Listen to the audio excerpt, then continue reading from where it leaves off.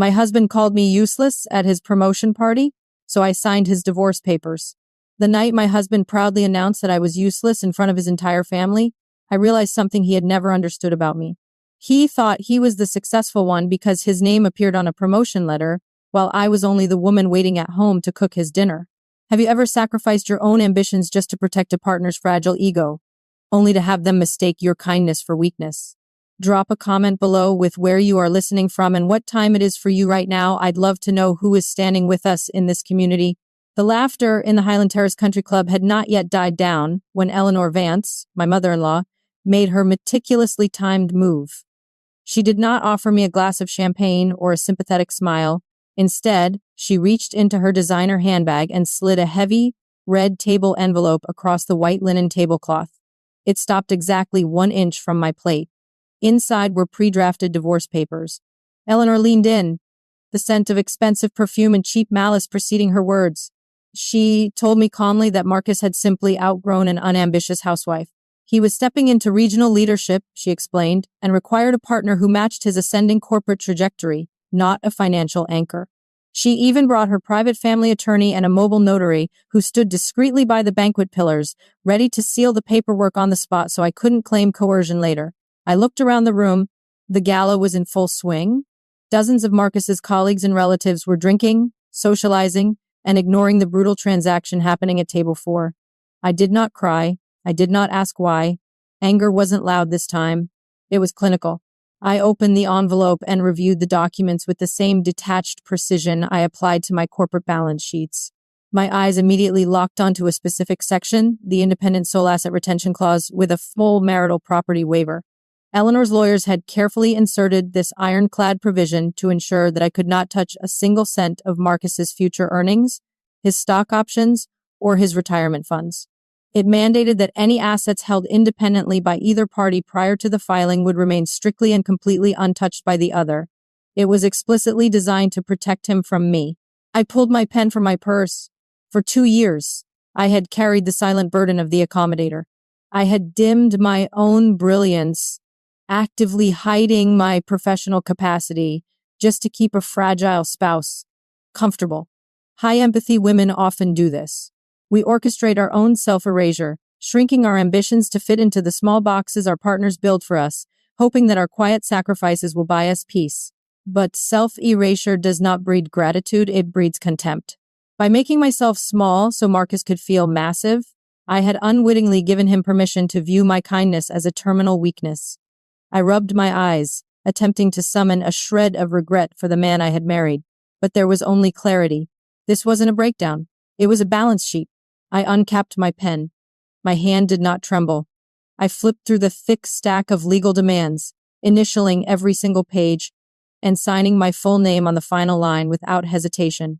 I pushed the envelope back across the table. Eleanor smiled, a self-satisfied smirk of a woman who believed she had just won a war without firing a single shot. They were not shocked by what they had done. They were only shocked that I had stopped playing along and surrendered so easily.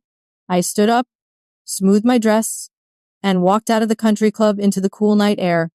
The transaction was complete. Now, the real accounting would begin. Driving back to the empty house, my mind operated like a meticulously organized spreadsheet. Marcus had always condescendingly dismissed the hours I spent typing on my laptop in the spare room. He called it my little freelance pocket money, a cute hobby to keep me occupied while he did the real work of climbing the corporate ladder. He had no idea that my little hobby was Vanguard Logistics Group. Over the past 24 months, while he practiced his golf swing and memorized corporate buzzwords, I had quietly scaled Vanguard into a $14.5 million enterprise. I operated entirely behind a labyrinth of private holding entities, using registered agents and blind trusts to shield my identity. He lived comfortably under the assumption that an executive housing stipend and high-yield offshore portfolios were funding his lifestyle, completely blind to the fact that every lease was held by my blind trust and every single bill was subsidized by my corporate dividends. He was living in a complete illusion of borrowed stature. Corporate narcissists often project their own deeply rooted imposter syndrome onto their quiet partners. They are so desperate to validate their own fragile importance that they mistake invisible, foundational support for total dependency. Marcus truly believed his success was a product of his own singular brilliance. He walked through the world wearing a crown I had purchased, polished, and quietly placed on his head, completely blind to the fact that his entire kingdom was built on my capital. His power was merely a subscription, and I had been footing the bill the entire time. But the most glaring oversight in Marcus's grand illusion was his complete ignorance of his own company's financial architecture. 3 weeks prior to his promotion gala, Vanguard Logistics Group had finalized a massive corporate buyout. I had personally authorized the $8 million cash acquisition of his employer's parent company. Marcus believed he was being promoted to a regional vice president role by his benevolent superiors. In reality, his promotion had been a minor line item on an acquisition manifest that I had approved. I pulled into the driveway and parked the car. I poured myself a glass of iced water, appreciating the absolute quiet of the house. I walked into my home office, powered up my encrypted workstation, and accessed Vanguard's executive dashboard. The divorce papers Eleanor had so gleefully handed me were legally binding. The independent sole asset retention clause she had engineered to lock me out of Marcus's meager savings had just legally locked him out of a $14.5 million logistics empire. I rubbed my temples, viewing the incoming corporate reports. This wasn't revenge. It was accounting. I sent a secure message to my legal counsel, Walter, and senior partner, Jordan, instructing them to accelerate the post-acquisition transition. I wanted the institutional audit deployed immediately. I spent the next 4 hours orchestrating the complete restructuring of his corporate division. I felt no sadness, no hesitation, no despair. Love had been a contract, and the other party had just triggered a termination clause. I finalized the executive directives at exactly 4 a.m. The board was set, the trap was armed, and the morning sun was just beginning to rise. The invisible architecture of his life was about to collapse. At 8:15 a.m, Marcus Vance arrived at corporate headquarters. He was wearing a brand new, custom-tailored navy suit, purchased specifically for this day. He strutted through the revolving glass doors like a conquering king returning to claim his throne, projecting an aura of untouchable arrogance. He fully expected the lobby to erupt in applause. He anticipated subservient smiles, hearty congratulations, and a clear path to the executive wing, where his new corner office awaited. Instead, he walked into a chilling, absolute silence. The usual morning hum of the corporate lobby had vanished. As his leather shoes clicked against the marble floor, he noticed the hushed whispers rippling through the cubicles.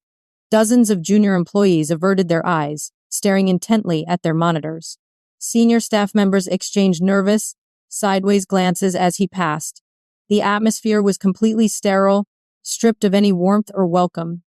Marcus's confident smile faltered slightly, but his ego refused to process the shift in the environment.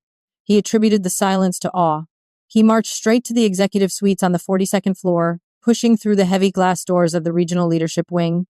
His newly assigned assistant, a young woman whose hands were visibly trembling, was standing abruptly behind her desk. She did not offer him a coffee. She did not offer him congratulations. She simply picked up a single sheet of heavy stock paper from her desk and extended it toward him. It was an emergency corporate restructuring bulletin, prominently stamped with a red seal indicating it had been issued at exactly 7 o'clock in the morning. Marcus snatched the document from her hands, his brow furrowing in irritation. He expected to read an official announcement of his vice presidency, a company-wide memo celebrating his ascension. He stood in the center of the executive hallway, the fabric of his custom suit pulling tight across his shoulders as he began to read the cold, uncompromising text. The words on the page were completely foreign to his understanding of his own career. There was no mention of a promotion.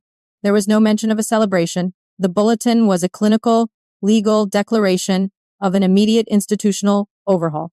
The entire regional division, the very kingdom Marcus believed he now ruled, had been fundamentally erased and absorbed by a larger, unknown entity. The silence of the 42nd floor was no longer awe. It was the sound of a corporate execution. Marcus's eyes scanned the document, searching desperately for his own name, searching for the validation he craved. He found his name, but it was not at the top of the leadership roster. It was buried in a legal appendix, tagged with an operational freeze order. His morning hubris evaporated in a matter of seconds, replaced by a cold, rising confusion. The perfectly constructed reality he had boasted about just 12 hours prior at the country club was dissolving right in front of his eyes. He was standing in the ruins of his career. Marcus stared at the heavy stock paper, his eyes rereading the first paragraph until the corporate terminology finally registered. The memo explicitly stated that his firm had been completely absorbed by Vanguard Logistics Group in a hostile-style acquisition. Furthermore, his anticipated regional leadership role was entirely frozen, pending a mandatory immediate ethics review. Enraged and confused, Marcus crumpled the bulletin in his fist. He stormed past his trembling assistant and marched directly toward the primary boardroom at the end of the 42nd floor hallway. He threw open the heavy oak doors, fully prepared to demand answers from the executive board, to scream about his contractual rights and his promised vice presidency. Inside, the room was empty, save for Walter, the formidable corporate general counsel, who stood calmly beside the presentation screen. Walter did not flinch as Marcus burst into the room. He simply adjusted his glasses and looked at Marcus with the detached pity of a scientist observing a doomed specimen. Marcus slammed the crumpled bulletin onto the mahogany table, shouting about an illegal corporate conspiracy and threatening immediate litigation. Walter let him rant for exactly 45 seconds before raising a single hand to silence him. The general counsel pressed a button on a remote, and the massive screen behind him flickered to life. Walter informed Marcus, in a perfectly monotone voice, that his promotion had been permanently revoked. He stated that the Leadership Moral Conduct Clause had been triggered. Marcus froze.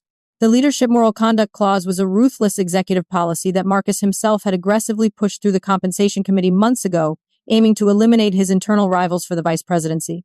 Now, that exact same legal mechanism was snapping shut around his own neck. Walter tapped the remote again. The screen displayed high-definition, time-stamped security footage from the Highland Terrace Country Club Gala the previous night. The video showed Marcus standing on a chair, raising a glass of champagne, and loudly defaming a woman he called a useless financial burden. Walter explained, with chilling precision, that the woman Marcus had publicly humiliated was not a dependent housewife. She was the principal shareholder and sole controlling partner of Vanguard Logistics Group, the parent company that now owned every single asset in this building. Because Marcus had publicly and intentionally defamed the chief executive of the acquiring corporation, the Moral Conduct Clause mandated his immediate termination for cause. There would be no severance package. There would be no golden parachute. There would be no transfer of unvested stock options. The forfeiture was total and absolute. Furthermore, Walter noted smoothly, because Marcus was being terminated for severe ethical misconduct, his luxury company car lease was invalidated, and his keys to the executive housing complex were revoked, effective immediately. The very legal trapdoor he had aggressively engineered to eliminate his workplace rivals had now been systematically weaponized to strip him of his career, his corporate housing, and his entire professional identity. The complete forfeiture of his executive perks was non-negotiable. His financial lifeline was cut. Marcus stared at the frozen frame of the video on the screen, his mind violently rejecting the reality of the situation. He began to stammer, his face flushing a deep, mottled red. He pointed a shaking finger at Walter, screaming that he was going to sue the parent company, that he would strip Vanguard Logistics Group down to its copper wiring in court. As his voice reached a hysterical pitch, the high-backed leather executive chair at the far head of the boardroom table slowly turned around. The room fell dead silent. I sat perfectly still in the chair, wearing a bespoke charcoal business suit, my hands folded neatly on the polished mahogany surface. I watched the color rapidly drain from Marcus's face. His mouth opened and closed silently, his eyes darting between my tailored suit and the imposing Vanguard corporate logo illuminated on the screen behind me. The arrogant, untouchable corporate climber from the country club Gala had completely vanished, replaced by a terrified man who had just realized he had walked onto a battlefield without any armor. I didn't smile. I didn't offer a dramatic monologue. I simply let the crushing weight of the silence suffocate his remaining hubris. Desperation finally broke his paralysis. Marcus slammed his hands on the table, shifting his strategy from corporate threats to domestic warfare. He sneered, his voice shaking, claiming that it didn't matter who owned Vanguard. He announced that since we were legally married, he was entitled to half of everything I had built. He threatened a ruthless marital asset division, promising to take half of my $14.5 million empire for himself. I nodded slightly toward the general counsel, Walter reached into his leather briefcase and pulled out the crisp red table envelope. He extracted the divorce agreement and held it up for Marcus to see. It was the exact same document Eleanor had forced me to sign less than 12 hours ago. Walter highlighted the independent sole asset retention clause, reading the legal stipulations aloud. By forcing me to sign that document to protect his meager savings, Marcus and Eleanor had legally, permanently, and irrevocably locked Marcus out of Vanguard's massive corporate valuation. The contract was bulletproof. He had legally forfeited any claim to my empire before he even knew it existed. The realization hit Marcus like a physical blow. His legs gave out, and he stumbled backward into a chair. I pressed a button under the table. 2 large corporate security officers immediately entered the boardroom. I looked directly into Marcus's panicked eyes. I instructed him to place his corporate access badge and the keys to his luxury company car on the table. The transaction was complete. The ultimate audit had been executed without a single flaw. The security officers flanked him on either side, confiscating his credentials on the spot. I spun the leather chair back toward the window, returning to my work as they escorted my former husband out of my building. He had tried to bury me to elevate himself, completely unaware that he was just digging his own grave. By noon, the borrowed lifestyle of the Vance family had entirely collapsed. The news of Marcus's termination for severe ethical misconduct spread rapidly through the regional financial sector, effectively blacklisting him across every executive board in the city. Eleanor's precious country club memberships were immediately revoked due to unpaid dues that Marcus could no longer subsidize. His company-leased vehicle was repossessed directly from the executive garage, and his digital access credentials to the corporate housing suite were permanently revoked. Their elevated social status, built entirely on my invisible capital, evaporated the very moment I simply stopped funding their grand illusions. They were left with exactly what they had earned: a mountain of debt and a shattered reputation. True justice is rarely about vengeance. It is about constructive sovereignty. Many people mistakenly believe that retaliation requires a desperate, aggressive desire to destroy small minds, to inflict the exact same pain that was maliciously inflicted upon you. But true, unshakable power is entirely different. It is stepping unapologetically into your authentic stature and letting toxic entitlement collapse naturally under its own unsustainable weight. Quiet builders never need to seek revenge when their own unborrowed power speaks for itself. By reclaiming my personal financial and emotional sovereignty, I didn't have to break Marcus. I merely withdrew the foundational support he was standing on and allowed gravity to do the rest of the work. It was a simple correction of an imbalanced ledger. The view from the 42nd floor was breathtaking, but the absolute clarity within my own mind was even more profound. I've come to realize that shedding the heavy, suffocating weight of other people's fragile expectations is the most liberating experience a person can ever undergo. We often convince ourselves that keeping the peace is worth the cost of our own potential, but peace built on self-betrayal is just a quietly ticking clock. Forgiveness isn't always for the other person. Sometimes it's the only way to set yourself free from the prison they built for you. I chose to forgive the years I spent shrinking myself, not because Marcus or Eleanor deserved my grace, but because holding on to that bitter anger would only anchor me to a past I had already decisively outgrown. I finally understood that my strength did not require anyone else's validation. If this story reminded you of your own worth and gave you the courage to stop shrinking for people who take your kindness for granted, please share this video with someone who needs strength today. Leave a like and subscribe to join our growing community of sovereign voices.